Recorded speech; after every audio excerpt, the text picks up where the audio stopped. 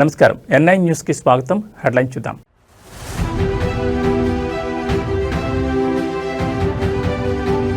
ఈటికాపుర సంక్రాంతి మహోత్సవాల్లో ఉత్సాహం.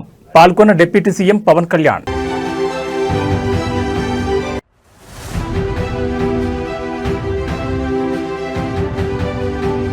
వర్సిటీ భూములపై కాంగ్రెస్ సర్కార్ కుట్రలు. కాంగ్రెస్ ప్రభుత్వంపై కేటీఆర్ సంచలన ఆరోపణలు.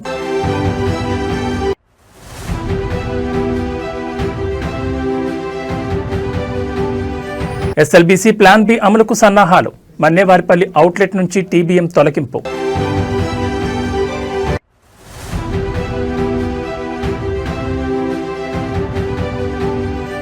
నల్గొండ జిల్లాలో ఘోర రోడ్డు ప్రమాదం. అక్కడికక్కడే 3 దుర్మరణం.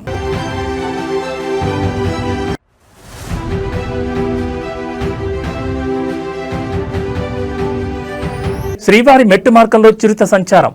నడక మార్గాన్ని తాత్కాలికంగా మూసేసిన టీటీడీ. ఇక వివరాలు చూస్తే ఏపీలో సంక్రాంతి సందడి మొదలైంది. ఉభయ గోదావరి జిల్లాలతో పాటు కృష్ణా, గుంటూరు జిల్లాలో సంక్రాంతి సంబరాలు, ముగ్గుల పోటీలతో పండగ శోభ 4 రోజుల ముందే వచ్చేసింది. వీధుల్లో హరిదాసుల సందడి, రంగవల్లుల్లో గొబ్బెమ్మలు, ఆరుబయట పిండి వంటలు, చుట్టాల కబుర్లు, బంతి భోజనాలు, కోడి పందాలతో పండగ హడావిడి మొదలైంది. డిప్యూటీ సీఎం పవన్ కళ్యాణ్ సొంత నియోజకవర్గమైన పిఠాపురంలో ఈటికాపుర సంక్రాంతి మహోత్సవ వేడుకలను ఆయన ప్రారంభించారు. ఈ సందర్భంగా చిన్నారులకు భోగి పండ్లను పోసి ఆశీర్వదించారు. అనంతరం రాష్ట్ర పర్యాటక శాఖ ఆధ్వర్యంలో హస్తకళలు, చేనేత కళల గొప్పతనాన్ని చాటి చెప్పేలా ఏర్పాటు చేసిన స్టాళ్లను ఆయన పరిశీలించారు. ప్రధానమంత్రి మాతృవందన యోజన కింద గర్భిణీ స్త్రీలకు ప్రభుత్వం తరపున సారిని అందించి ఆశీర్వదించారు. వారికి పోషకాహార కిట్లను అందజేశారు. అనంతరం సంక్రాంతి మహోత్సవాల్లో పవన్ కళ్యాణ్ ఉత్సాహంగా పాల్గొన్నారు. అక్కడి కళాకారులతో కలిసి సరదాగా డాన్స్ చేయగా పవన్ స్టెప్పులకు అభిమానులు కేరింతలు కొట్టారు. ఆవిష్కరణ మహోత్సవ వేడుకలకు మరి ఈ వేదిక సిద్ధంగా ఉంది. హరిజనులు, అదేవిధంగా కూచిపూడి నృత్య ప్రదర్శనలు, తింసా నృత్యాలు, ఇలా అంగరంగ వైభవంగా సాంస్కృతిక కళాత్మక రూపాలతో గౌరవ ఉప ముఖ్యమంత్రి వర్యులు వారికి స్వాగతం పలకడం జరుగుతోంది.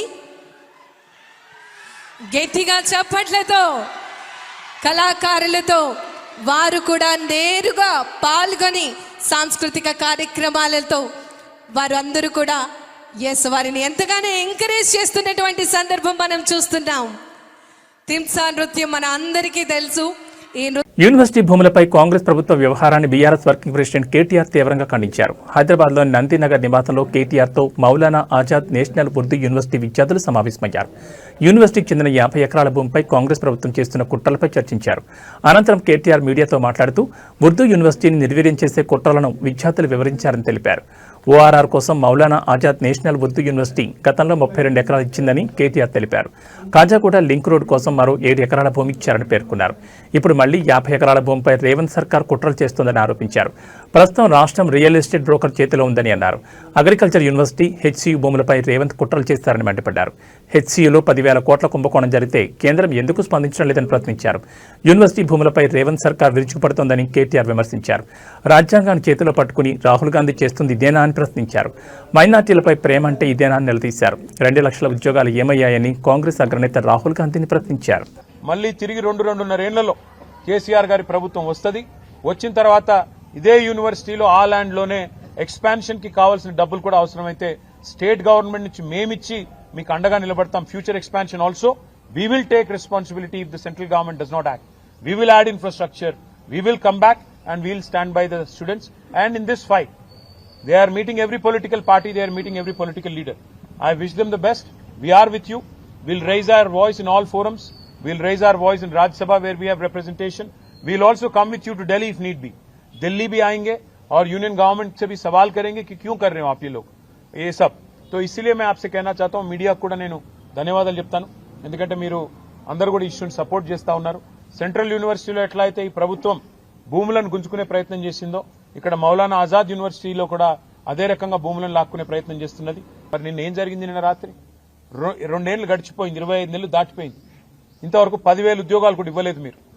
ఏమైనా నీ 2 లక్షల ఉద్యోగాలని చెప్పి పిల్లలు రోడ్డెక్కితే వాళ్ళని ఇష్టం వచ్చినట్టు గొడ్లను కొట్టినట్టు కొట్టి వాళ్ళని 7 పోలీస్ స్టేషన్లో నిన్న ఈ దిక్కుమాలిన ప్రభుత్వం వారిని నిర్బంధించింది. ఈ రోజు కూడా ఉదయం నుంచి మళ్లీ అరెస్టుల మీద అరెస్టులు చేస్తా ఉన్నారు. ఎందుకు? ముఖ్యమంత్రి గారు అక్కడేదో బట్టల షాప్ ఓపెనింగ్ కోతున్నట్ట దానికోసం ఆ రోడ్ పోతుంటే ఎక్కడ ముఖ్యమంత్రికి అడ్డం వచ్చి నోటిఫికేషన్ లేవి అని నిలదీస్తారు, ముఖ్యమంత్రిని దిగ్బంధం చేస్తారన్న భయంతో ఇలా పోలీసులను అడ్డం పెట్టుకుని ఒకటి మనం చూస్తూ ఉంటాం సినిమాల్లో, టీవీల్లో సీరియల్ కిల్లర్లను చూస్తుంటాం. అట్లాగే ఈ కాంగ్రెస్ ప్రభుత్వం ఎట్లా ఉందంటే సీరియల్ స్నాచర్ వీళ్ళు. ఇది మొదటిది కాదు, ప్రభుత్వ భూమి వీళ్ళు లాక్కునే ప్రయత్నం చేస్తున్నది. మీకు గుర్తుండాలి, ప్రొఫెసర్ జయశంకర్ గారి పేరు మీద ఉన్న వ్యవసాయ విశ్వవిద్యాలయం నుంచి 100 ఎకరాల స్థలాన్ని తీసుకున్నారు. అక్కడ విద్యార్థులు మొత్తం పోరాటం చేసినా, ఆందోళన చేసినా వారి ఉద్యమాన్ని అణిచివేసి 100 ఎకరాలు తీసుకుని అక్కడ హైకోర్టు కడతామని చెప్పి వారు ప్రభుత్వం వారు ఆనాడు కూడా స్వాధీనం చేసుకున్నారు. రాష్ట్రంలో ఎక్కడా భూమి లేదన్నట్టు విశ్వవిద్యాలయం మీద పడి ఆ ల్యాండ్ గుంజుకున్నారు. ఆ తర్వాత హైదరాబాద్ సెంట్రల్ యూనివర్సిటీలో కూడా ఇదే రకమైన రియల్ ఎస్టేట్ దందా, ఇదే రకమైన రియల్ ఎస్టేట్ వ్యాపారం అక్కడ కూడా చేసే ప్రయత్నం చేసి 400 ఎకరాలు అక్కడ మరి యూనివర్సిటీ భూమిని కూడా తీసుకునే ప్రయత్నం చేస్తే చివరికి సుప్రీంకోర్టు చీఫ్ జస్టిస్ ఆయన స్వయంగా బిఆర్ గవాయి గారు, ఆయన గ్రీన్ బెంచ్ కూడా ఆయనే చూస్తారు కాబట్టి సువమోటోగా ఆయన తీసుకొని ఆదేశాలు ఇచ్చేదాకా వీళ్ళు ఇక్కడ రాష్ట్ర ప్రభుత్వం పట్టించుకోలేదు, కేంద్ర ప్రభుత్వం కూడా పట్టించుకోలేదు. సెంట్రల్ యూనివర్సిటీ భూమి అయినప్పటికీ కేంద్రము స్పందించలేదు. ఇక్కడ రాష్ట్రం అయితే ఒక రియల్ ఎస్టేట్ బ్రోకర్ చేతిలో ఉంది కాబట్టి రాష్ట్రం ఎట్లాగూ వాళ్లే హరాస్మెంట్ చేస్తున్నారు కాబట్టి వాళ్ళు స్వయంగా పట్టించుకోలేదు. కానీ సుప్రీంకోర్టు ఇన్వాల్వ్ అయిన తర్వాత నిజంగా ఒక బాధాకరమైన సంఘటన జరిగింది. సుప్రీంకోర్టు ఇన్వాల్వ్ అయ్యి ఒక సెంట్రల్ ఎంపవర్డ్ కమిటీని వేసిన తర్వాత ఆ కమిటీ చెప్పింది స్పష్టంగా 10,000 కోట్ల కుంభకోణం. అశోక్ నగర్ లో సినిమా థియేటర్ ప్రారంభోత్సవానికి వెళ్తున్న ముఖ్యమంత్రి రేవంత్ రెడ్డిపై మాజీ మంత్రి హరీష్ రావు తీవ్రస్థాయిలో విమర్శలు గుప్పించారు. వినోద కార్యక్రమాలకు వెళ్తున్న ముఖ్యమంత్రికి అదే ప్రాంతంలో ఉన్న నిరుద్యోగుల ఆవేదన వినిపించడం లేదని ఆయన ప్రశ్నించారు. హరీష్ రావు రేవంత్ రెడ్డికి సూటుగా సవాల్ విసిరారు. ఎన్నికల సమయంలో ఇదే అశోక్ నగర్ కు రాహుల్ గాంధీతో కలిసి వచ్చి అధికారంలోకి వచ్చిన మొదటి ఏడాదిలోనే 2 లక్షల ఉద్యోగాలు ఇస్తామని హామీ ఇచ్చారు. ఇప్పుడు అదే అశోక్ నగర్ కు వస్తూ నిరుద్యోగులను కలిసే ధైర్యం మీకుందా అని నిలదీశారు. థియేటర్ పక్కనే ఉన్న సెంట్రల్ లైబ్రరీకి వెళ్లి అక్కడ ఉద్యోగాల కోసం వేచి చూస్తున్న నిరుద్యోగుల పరిస్థితిని చూడాలని రేవంత్ రెడ్డి సూచించారు. అసెంబ్లీలో మంత్రి శ్రీధర్ బాబు అందరికీ ప్రభుత్వ ఉద్యోగాలు ఇవ్వలేమని చెప్పడం నిరుద్యోగులను వంచడమేనన్నారు. బట్టి విక్రమార్క ప్రకటించిన జాబ్ క్యాలెండర్ ఒక జాబ్లెస్ క్యాలెండర్ గా మిగిలిపోయిందని ఎద్దేవా చేశారు. ఇవాళ రేవంత్ రెడ్డి గారు ఒక సినిమా థియేటర్ ఓపెనింగ్ పోతున్నారు. పోనీ మంచిదే, సినిమా టాకీస్ ఎవరు అశోక్ నగర్ లో పిలిచిందట, ఇబ్బంది కత్తిరించినందుకు అశోక్ నగర్ కు పోతున్నారు cinema talkies inauguration. Revanth Reddy మరి పోతున్నావు అశోక్ నగర్ కానీ మరి ఎలక్షన్ల ముందు అదే అశోక్ నగర్ లో సెంట్రల్ లైబ్రరీకి పోయినావు, యాదుకుందా? నువ్వు రాహుల్ గాంధీ కలిసి అశోక్ నగర్ లో ఆ సినిమా టాకీస్ పక్కకే సెంట్రల్ లైబ్రరీ ఉంటుంది. అక్కడ మెట్ల మీద కూర్చొని బిడ్డ మాకు గవర్నమెంట్ వచ్చేటట్టు చేయి, మా గవర్నమెంట్ వస్తే కాంగ్రెస్ ప్రభుత్వం రాగానే 2 లక్షల ఉద్యోగాలు ఒకటే ఏడాది ఇస్తా అని మాట ఇచ్చేచ్చినావు.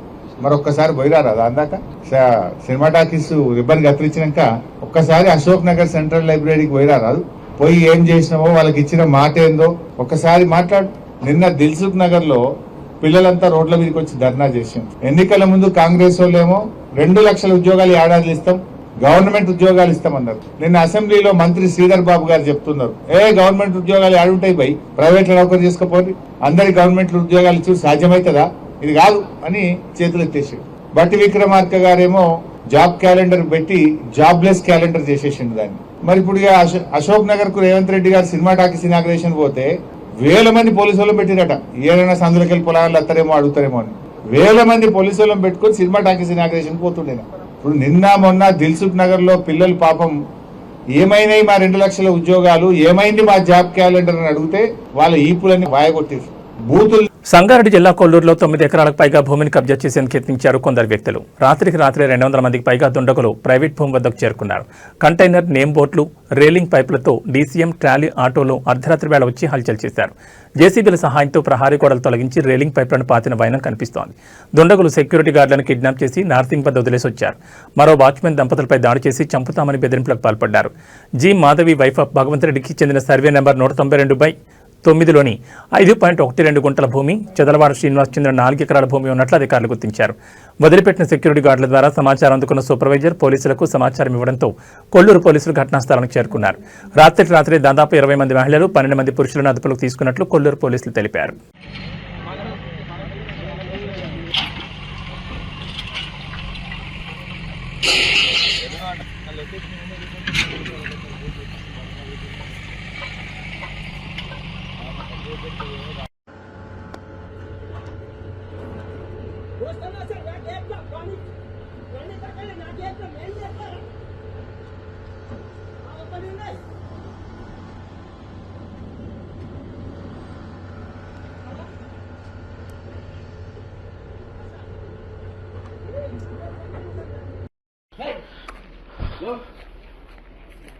ఇంకా తెల్లారలే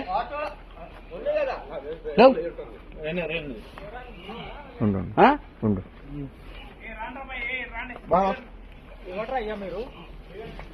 మీద ఆటో అవును సార్ అవును. తిరుమలలో మందు బాటిల్స్ లభ్యమైన విషయంలో ఇప్పటికే కేసు నమోదైంది. వైసీపీ చెందిన కోటి అనే కార్యకర్తతో పాటు ఓ మీడియా ప్రతినిధిని పోలీసులు అరెస్ట్ చేసిన విషయం తెలిసిందే. అయితే కోటి అనే వ్యక్తి టీటీడీ మాజీ చైర్మన్ వైసీపీ నేత భూమన కరుణాకర్ రెడ్డి అనుచరుడని కూటమి నేతలు ఆరోపిస్తున్నారు. మద్యం బాటిళ్ల వివాదం వైసీపీ కుట్రగా పేర్కొంటూ విమర్శల వర్షాన్ని కురిపిస్తున్నారు. దీనిపై భూమన కరుణాకర్ రెడ్డి స్పందిస్తూ శుక్రవారం మీడియాతో మాట్లాడారు. కూటమి ప్రభుత్వం తిరుమల పవిత్రతను దెబ్బతీస్తోందని భూమన ఆరోపించారు. మద్యం బాటిళ్లు లభ్యం అవడం వెనుక వైసీపీ పాత్ర ఉందనేది అవాస్తవమన్నారు. తప్పుడు కేసులు బనాయించి భయపెట్టే ప్రయత్నం చేస్తున్నారని విమర్శించారు. బిఎన్ఎస్ సెక్షన్ 152 కింద కేసు కట్టడం అత్యంత దారుణంగా అభివర్ణించారు. న్యాయమూర్తులు ఉన్నారు కాబట్టి తాము బతికిపోతున్నామన్నారు. లేదంటే వైసీపీ నేతలు కార్యకర్తలు జైళ్లే ఆవాసాలుగా మారేవన్నారు. ప్రస్తుతం TTD chairman BR Naidu private సైన్యాన్ని నిర్వహిస్తున్నారని అనుమానం వ్యక్తం చేశారు. వారే మద్యం తాగి బాటిళ్లను అక్కడ పడేశారని ఆరోపణలు గుప్పించారు.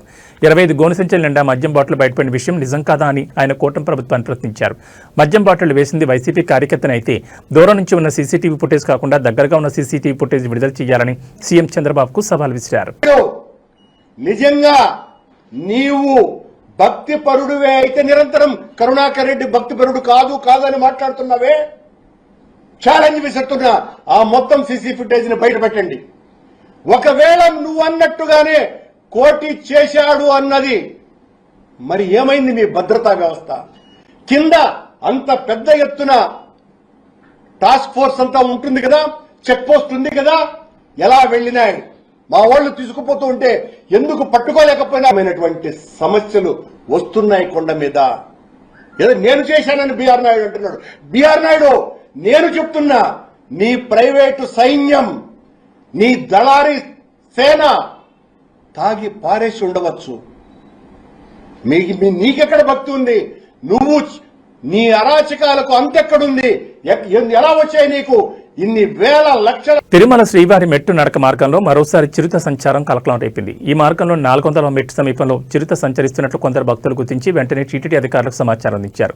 దీంతో భద్రతా సిబ్బంది హుటాహుటిన ప్రాంతానికి చేరుకుని పరిస్థితిని సమీక్షించారు. భక్తుల భద్రతను దృష్టిలో ఉంచుకుని టీటీడీ అధికారులు శుక్రవారం ఉదయం శ్రీవారి మెట్టు మార్గంలో రాకపోకలను తాత్కాలికంగా నిలిపివేశారు. మార్గం మొత్తం విస్తృతంగా తనిఖీలు చేపట్టి చిరుత కదలిక లేవని నిర్ధారించుకున్న తర్వాత భక్తులను తిరిగి అనుమతించారు. ఈ నేపథ్యంలో భక్తులు అప్రమత్తంగా ఉండాలని, ఒంటరిగా కాకుండా గుంపులుగా ప్రయాణించాలని అధికారులు సూచించారు. పరిస్థితిని నిరంతరం పర్యవేక్షిస్తున్నామని, భక్తులు భయపడాల్సిన అవసరం లేదని భరోసా ఇచ్చారు.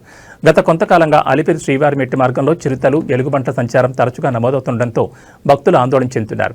ఇప్పటికే టీటీడీ ఆయా ప్రాంతాల్లో సీసీ కెమెరాలతో నిఘాను పటిష్టం చేసింది. రాత్రి వేళల్లో భక్తులను గుంపులుగా అనుమతించడం, అటవీ ప్రాంతాల్లో ఆహార పదార్థాలు పడేయొద్దని సూచించడం వంటి జాగ్రత్తలు తీసుకుంటున్న విషయం తెలిసిందే.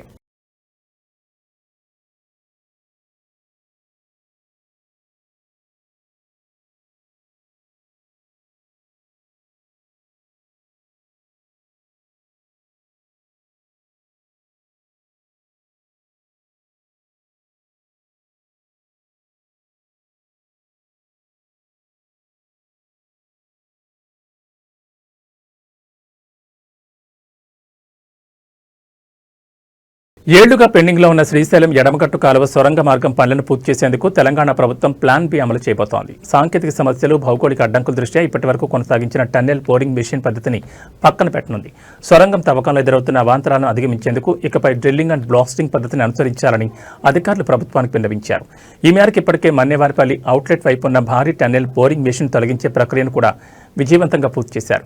ఈ యంత్రాన్ని బయటకు తీసేందుకు ఇంజనీర్లు, సిబ్బంది సుమారు 4 రోజుల పాటు శ్రమించాల్సి వచ్చింది. గత ఏడాది ఫిబ్రవరిలో దోమలపెంట ఇన్లెట్ వైపు సొరంగం లోపల జరిగిన ఘోర ప్రమాదం కారణంగా పనులు పూర్తిగా నిలిచిపోయాయి. ఆ సమయంలో యంత్రాలు ఇరుక్కుపోవడం, భౌగోళికంగా రాళ్ల స్వభావం అనుకూలించకపోవడంతో ప్రాజెక్టు భవిష్యత్ ప్రశ్నార్థకంగా మారింది. 2 వైపులా పనులు ఆగిపోవడంతో ప్రభుత్వం ప్రత్యామ్నాయ మార్గాలపై దృష్టి సారించింది.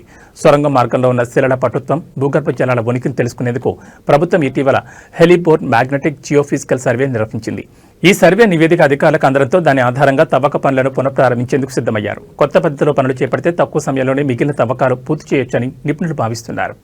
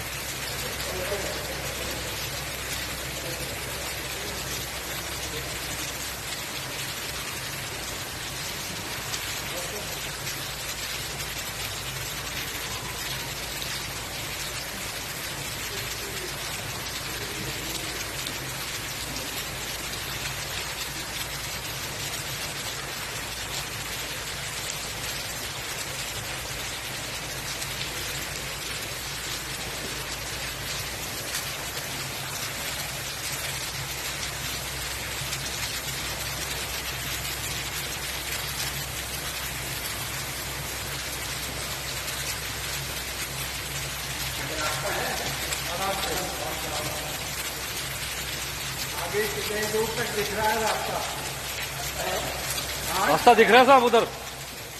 ओके, दिख रहा बोल रहे 100 मीटर 150 मीटर होगा।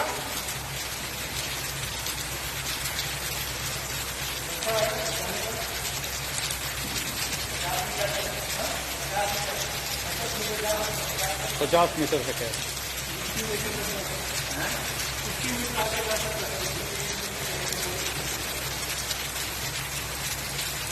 कोई दिख रहा है सर? अच्छा,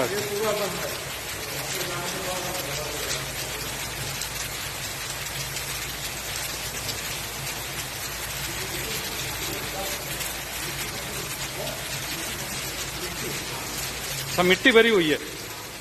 ओके, हाँ।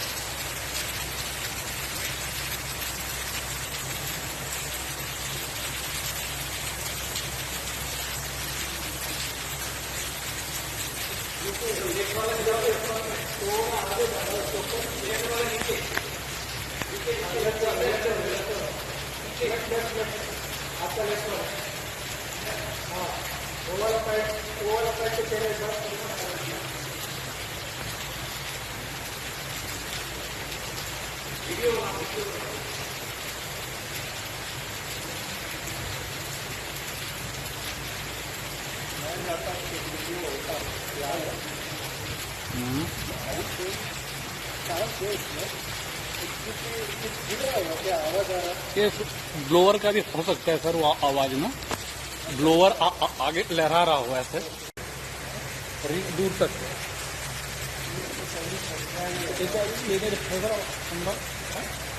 13,500 में पंप स्टेशन 5 है ना ये। 13,500 और आवाजें आ रही है।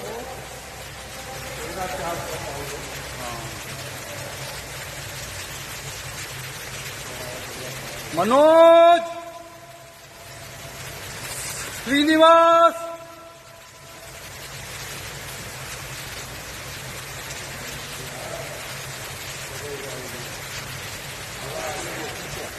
नहीं सर, बेल्ट डैमेज है इसके बाद में, बेल्ट डैमेज है ना इसके बाद। యూనివర్సిటీ భూములను కొల్లగొట్టేందుకు రేవంత్ సర్కార్ కుట్రలు చేస్తోందని మను విద్యార్థులు ఆరోపించారు. భూముల అమ్మకాలపై పోరాటం చేస్తుంటే వేధిస్తున్నారని మండిపడ్డారు. యూనివర్సిటీ భూముల జోలికొస్తే ఊరుకునేది లేదని హెచ్చరించారు. యూనివర్సిటీలో రియల్ ఎస్టేట్ దందా చేస్తే సహించమని వార్నింగ్ ఇచ్చారు.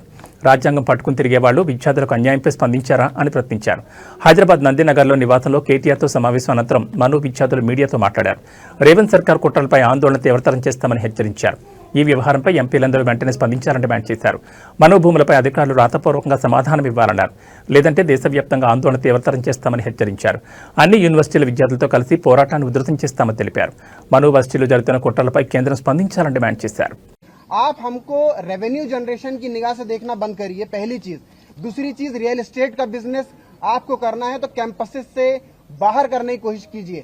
तीसरी चीज, आप ये हमसे सवाल करके ये कह रहे हैं, यहाँ के टूरिज्म मिनिस्टर का बयान आया कि ये एक रूटीन सर्वे है, हम इससे किसी तरह का हंगामा नहीं चाह रहे हैं, लेकिन यही सेम पैटर्न आपने एचसीयू में अपनाया था।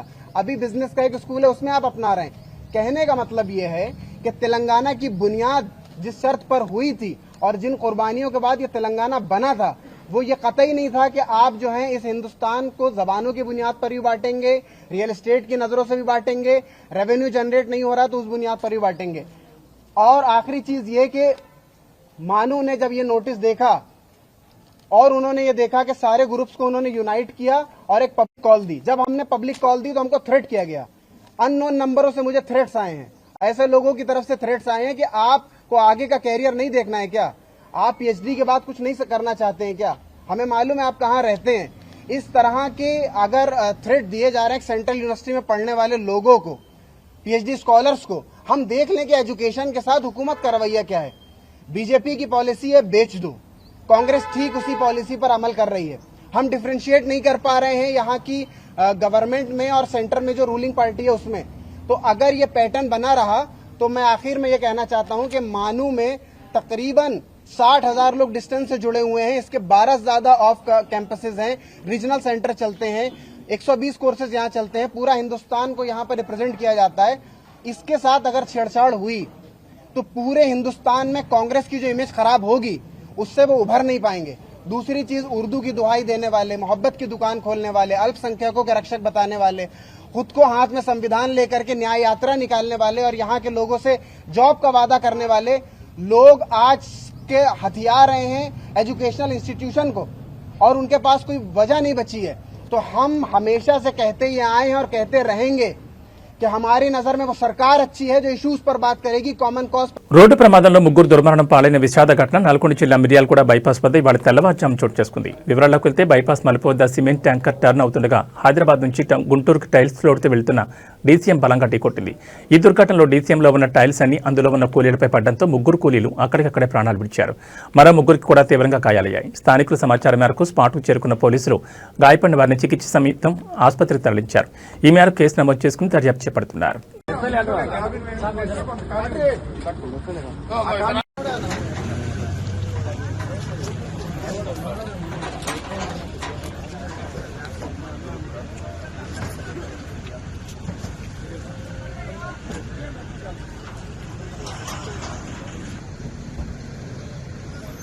మహబూబాబాద్ జిల్లాలో అగ్ని ప్రమాదం జరిగింది. మరిపేట మండల కేంద్రంలోని హనీ 7 హిల్స్ బార్ అండ్ రెస్టారెంట్లో మంటలు చెలరేగాయి.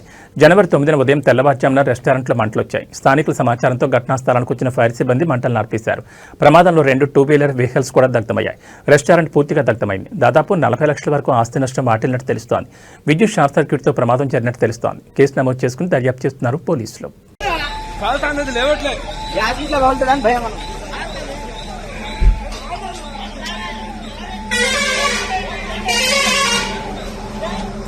మార్కాపురం జిల్లాలో పెద్ద పులి సంచారం కలకలం రేపింది. దోర్నాల మండలం బొమ్మలాపురం సమీపంలోని దేవలొట్టి వద్ద మేతకు వెళ్లిన ఆవుల మందపై పెద్ద పులి దాడి చేసింది.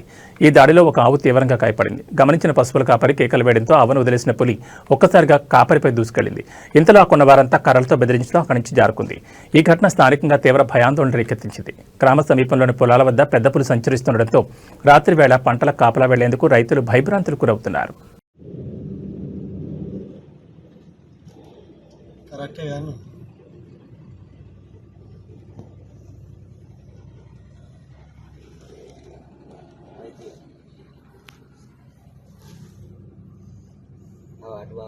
అటు వెళ్తాను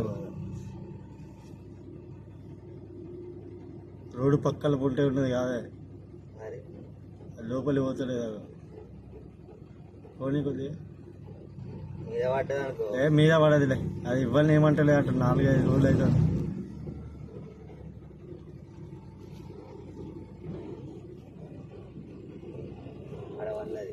ఉన్నదా?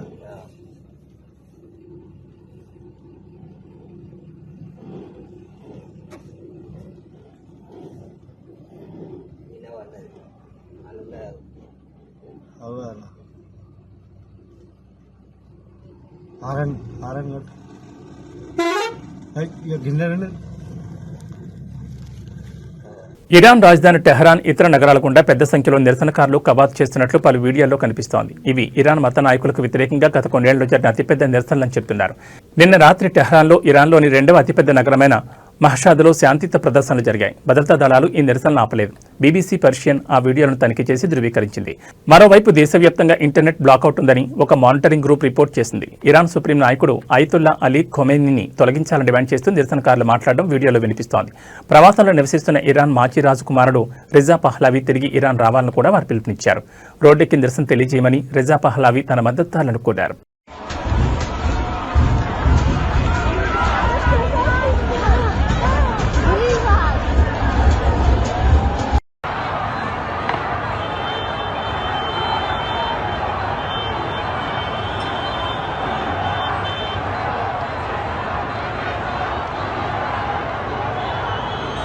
ఇవి ఈ బులెటిన్ విశేషాలు. మరో బులెటిన్లో మళ్ళీ కలుసుకుందాం. నమస్కారం.